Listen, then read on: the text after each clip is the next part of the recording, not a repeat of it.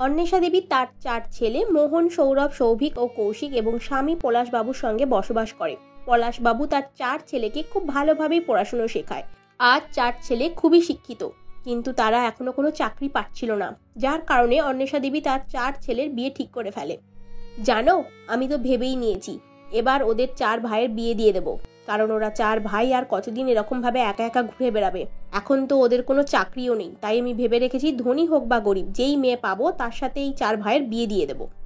হ্যাঁ, তুমি একদম ঠিক বলেছো। এদের 4 ভাইয়ের বিয়ে দিয়ে দিলে তখন এরা একটু সংসারটা বুঝতে শিখবে আর নিজেদের জন্য রোজগার করতে থাকবে। এরা এখন এত গুরুত্ব দিচ্ছে না, তো বিয়ের পর দেখবে ঠিক গুরুত্ব দেবে। সৌরভ, মোহন, সৌভিক, কৌশিক, এইদিকে আয় বাবা, তোদের সাথে একটু কথা আছে। মায়ের ডাক শুনে 4 ভাই যেখানে ছিল সেখান থেকে চলে আসে আর বলে, হ্যাঁ মা, বলো তুমি কিসের জন্য আমাদের ডেকেছো? তোর বাবা আর আমি 4 ভাইয়ের জন্য পাত্রীর সন্ধান করব ভাবছি। তোদের 4 ভাইয়ের বিয়ে দিতে হবে। তোদের তো বয়স হচ্ছে, তাই না?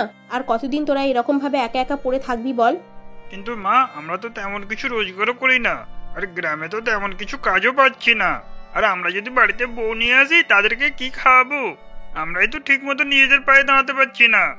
তাহলে তোরা এখন কার পায়েতে দাঁড়িয়ে রয়েছিস? তোরা কেন এরকম কথা বলছিস? কি যে বলবো কি জানি। শোন, আমি আর তোর বাবা তোদের জন্য ভালো পাত্রই দেখব। এটাতে তোদের ভালোই হবে, বুঝলি? আর যদি তোদের কাউকে পছন্দ থাকে তাহলে সেটা বলতে পারিস। মা, তুমি যখন এত জোর করছো, তাহলে আমি একটা তোমায় কথা বলতে চাই।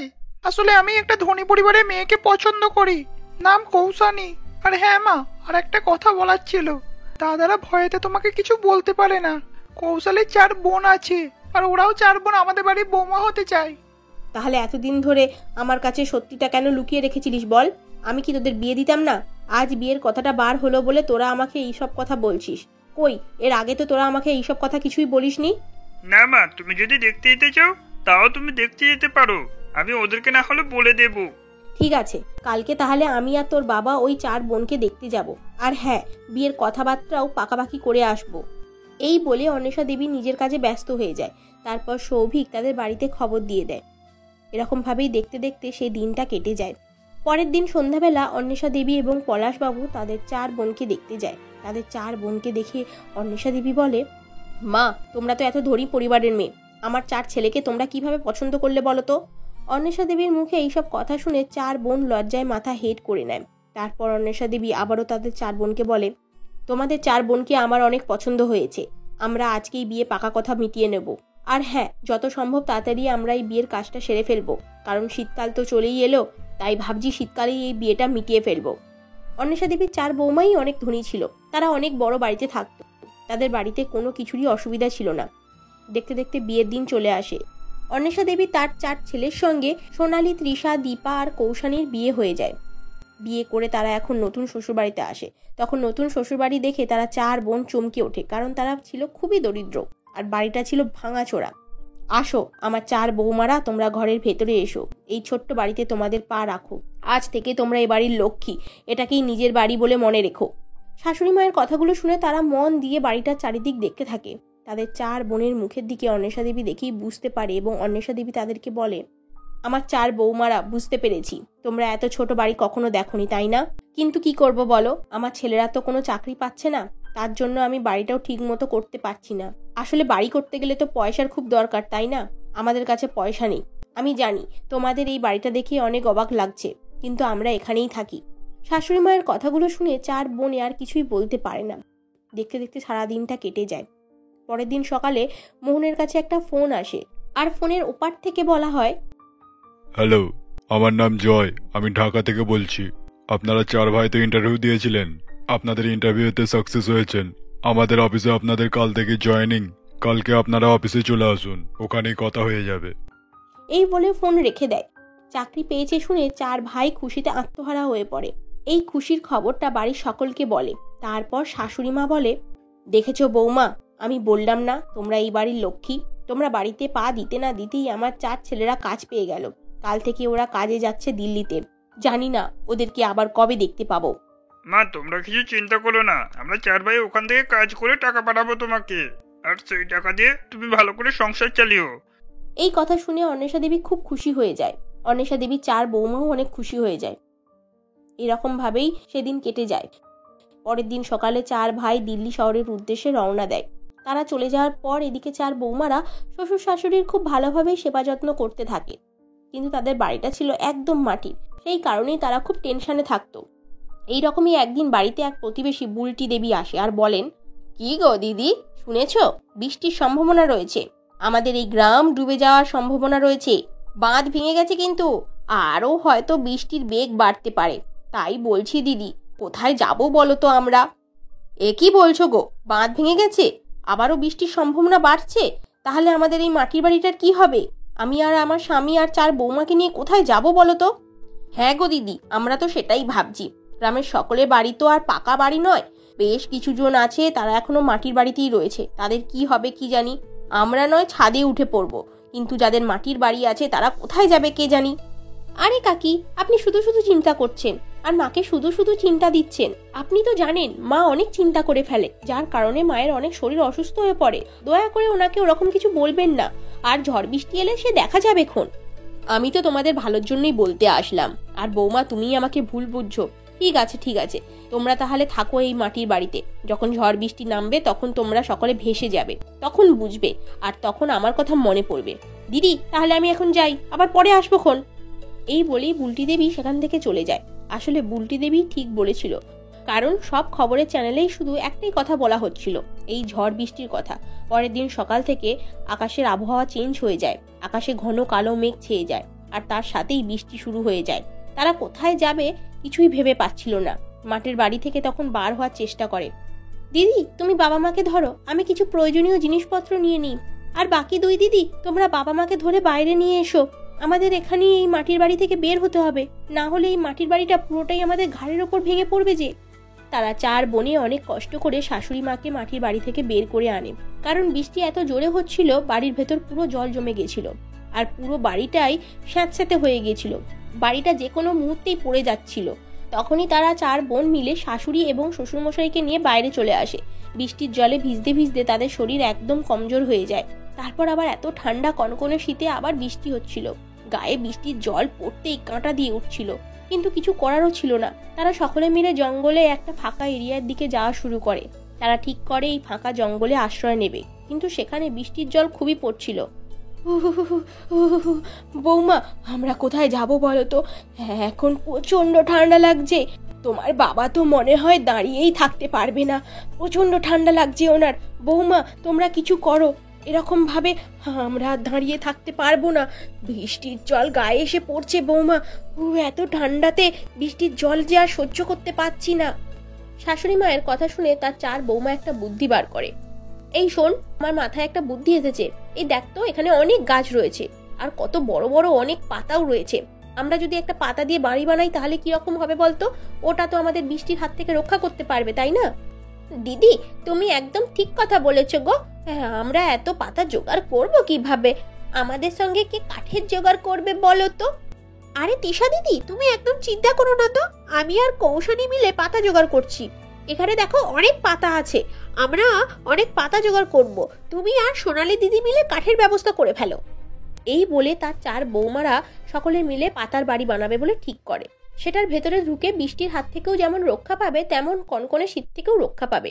তাই তারা চার বোন মিলে বৃষ্টিতে ভিজে ভিজে অনেক মেহনত করতে থাকে। তারা অনেক পাতা ও কাঠ জোগাড় করে ফেলে। তারপর চার বোন মিলে একটা সুন্দর পাতার বাড়ি বানিয়ে ফেলে। তারা সেই বাড়িটা অনেক সুন্দরভাবে বানায়। বাড়ির ভেতরে কোনো রকম বৃষ্টির জল প্রবেশ করতে পারছিল না, এবং শীতের হাত থেকে বাঁচার জন্য তারা পাতা দিয়ে অনেক মোটা করে কম্বল বানিয়ে নেয়, এবং সকলের জন্য আলাদা আলাদা বাড়িও বানায়। তারা সকলে মিলে বাড়ির ভেতরে প্রবেশ করে। বৌমা, তোমরা চার বোন যদি না থাকতে তাহলে আমরা এখন কোথায় যেতাম কি জানি। এত বৃষ্টির জলে আমাদের বাড়িটা তো ছাড়তেই হলো, কিন্তু এই পাতার বাড়িটার ভেতরে ঢুকতে পেরে আমার সত্যিই অনেক ভালো লাগছে বৌমা, এটা আমাদের নিজেদের বাড়ি। এইভাবেই তার চার বৌমারা পাতার তৈরি বাড়ি বানিয়ে দিন কাটাতে থাকে, এবং পেট চালানোর জন্য তারা ওই পাতার মালা বিক্রি করতে লাগে।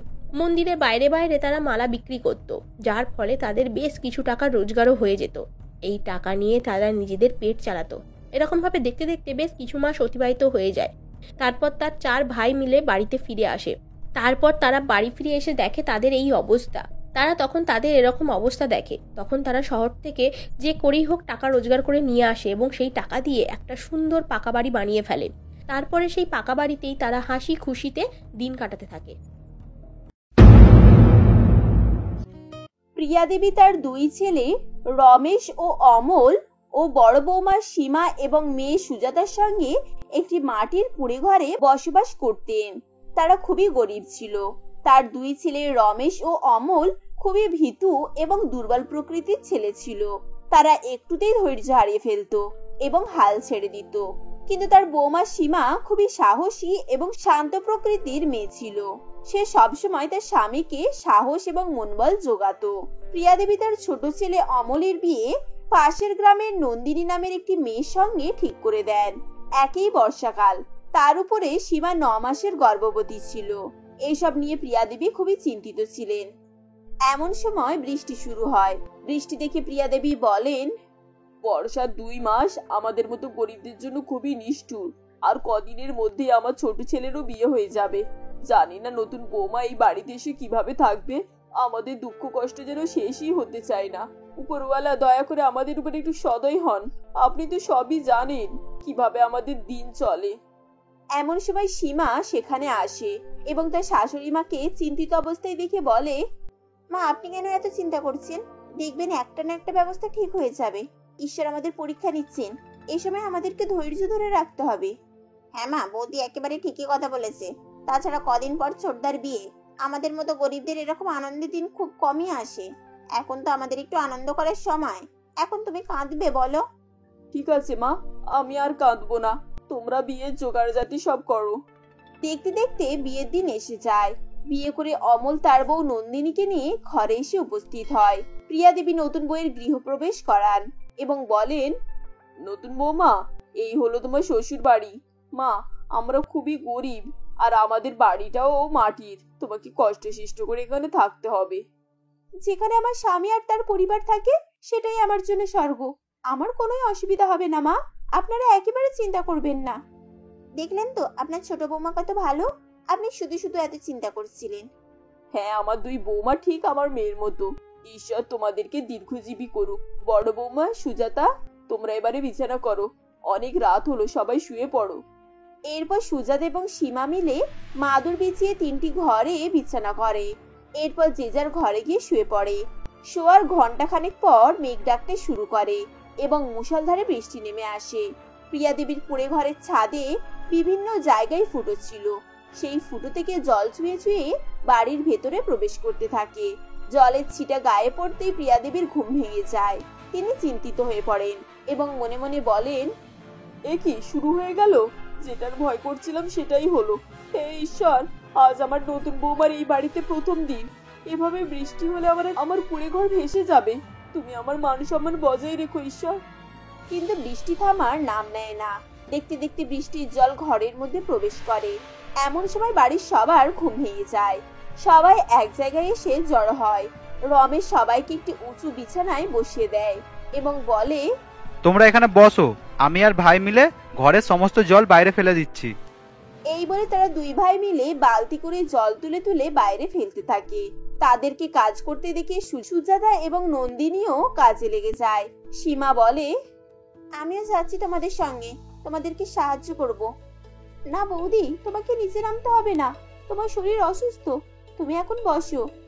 সারা রাত ধরে তারা বৃষ্টির জল বাইরে ফেলে। সকাল হলে রমেশ এবং অমল কাজের উদ্দেশ্যে বেরিয়ে পড়ে। তারা রাজমিস্ত্রির কাজ করত। একটি ফ্যাক্টরির কনস্ট্রাকশনের কাজ হচ্ছিল।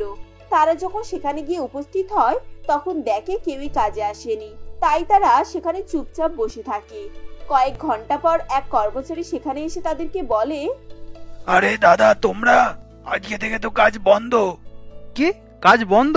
কিন্তু কিন্তু কেন?